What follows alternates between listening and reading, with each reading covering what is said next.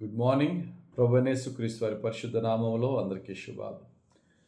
ఈరోజు అనుదిన ఆత్మీయ ఆహారంగా అపోస్తుల కార్యములు 8వ అధ్యాయము 20వ వచనాన్ని ధ్యానించుకుందాం.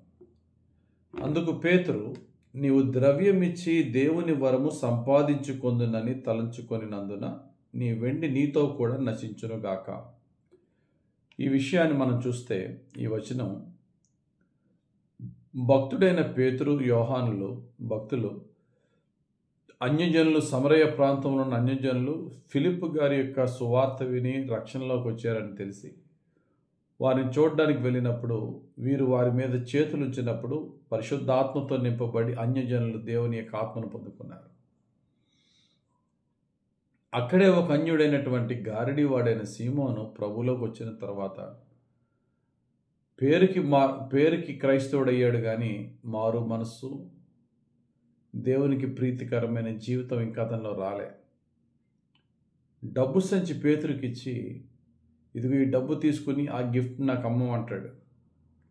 నేను కూడా ఎవరి మీద చేతులేస్తే వారు పరిశుద్ధాత్మతో నింపబడే శక్తి ఈ డబ్బు తీసుకుని నాకు ఇచ్చే అంటే పేతురు చాలా కోపడతాడు. తీసుకోలేదా డబ్బు?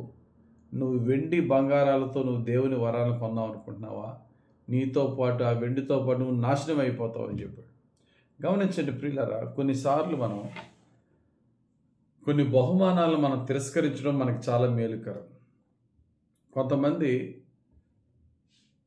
ఇచ్చే కానుక ఒక చెడు ఉద్దేశంతో ఇస్తున్నారు, వారి మనసు మంచిగా లేదు, వారి ఉద్దేశం ఈ కానుక వెనకాతల వారి యొక్క ఉద్దేశం బాలేదు అని మనకి ఎప్పుడన్నా అనిపించినప్పుడు దాన్ని సున్నితంగా తిరస్కరించడం మేలు. బైబిల్లో ఎంతోమంది గొప్పవారు వారి వారి యొక్క కానుకలను వద్దని చెప్పి తిరస్కరించారు. ఉదాహరణకి సొదొమ గొమొర్రా రాజు అబ్రహాంకి చాలా కానుకలు ఇచ్చాడు. అందులో నూలు పోగైనా నాకు వద్దంటాడు. ఆదికాండం 14వ అధ్యాయం 21వ వచనం. సొదొమ రాజు మనుషులను నాకిచ్చి ఆస్తిని నీవే తీసుకొనమని అబ్రహాముతో చెప్పగా, అబ్రహాము, నేను అబ్రహాము ధనవంతునిగా చేసి తినని నీవు చెప్పకుండానట్లు ఒక నూలు పోగునైనను చెప్పుల వారునైనను నీ వాటిలో ఏదైనానో తీసుకొనక. చూడండి, ఏది కూడా తీసుకోనని చెప్పాడు. దాన్ని బట్టి దేవుడు అబ్రహాముని ఇంకా ఆశీర్వదించాడు.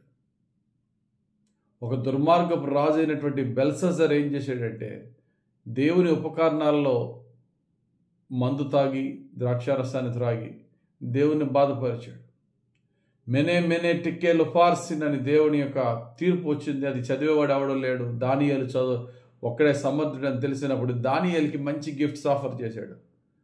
నువ్వు కనుక దాన్ని చదివి దాని యొక్క ఇంటర్ప్రిటేషన్, దాని యొక్క అర్థం అంతా నువ్వు నాకు చెప్తే నేను నీకు ఆ గిఫ్ట్ ఇస్తాను, ఈ గిఫ్ట్ ఇస్తాను, ఉదా రంగు బట్టలు వేస్తాను, మెడలో సువర్ణపు దండేస్తాను, చక్కటి గౌరవం ఇస్తాను, రాజ్యంలో 3వ స్థానంలో నేను హెచ్చిస్తాను, ఎన్నో గిఫ్ట్స్ చెప్తున్నప్పుడు చాలా సున్నితంగా దానియేలు ఏమన్నాడు తెలుసా?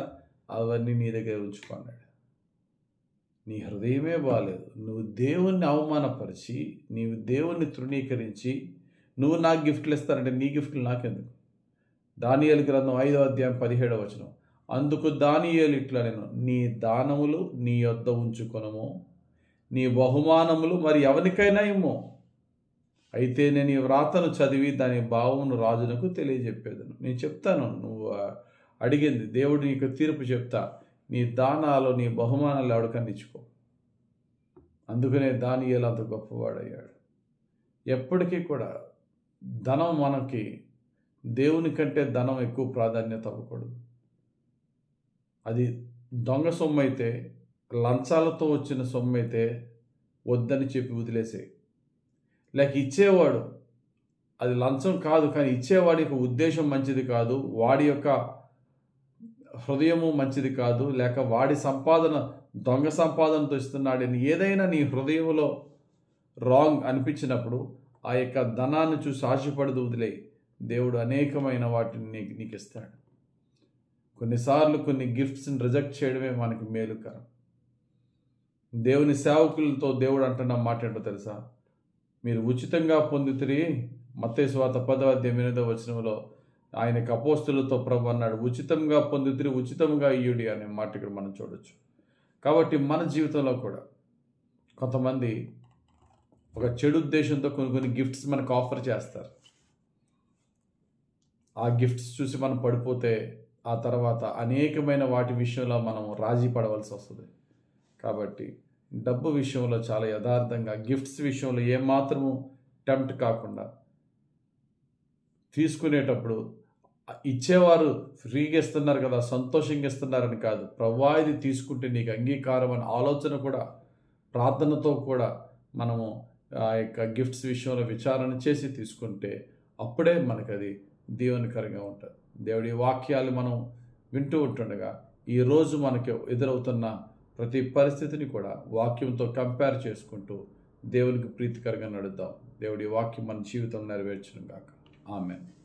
పరిశుద్ధుడా, ప్రేమ కలిగిన తండ్రి, ఈ నాశనకరమైన నవనాగరికతలో సాతానుడు రకరకాల భోగభాగ్యాలతో, రకరకాల సుఖ సంతోషాలతో అయా మమ్మల్ని శోధించడానికి ప్రయత్నిస్తూ ఉంటాడుగా, ఈ లోకాందాలు మాకు చూపించిన ఏ శోధనలతో శోధించినా మేము ఎక్కడ శోధింపబడకుండా వేటికి నో చెప్పాలో వాటికి నో చెప్పగలిగే శక్తిని మాకు ఇచ్చి నీ కృపతో, నీ శ్రేష్టమైన వాటితోనే మేము తృప్తి చెంది మిమ్మల్ని సేవించుకునే భాగ్యం మాకు దయచేయమని యేసుక్రీస్తు వారి పరిశుద్ధ నామంలో ప్రార్థించి వేడుకొనుచున్నాం తండ్రి.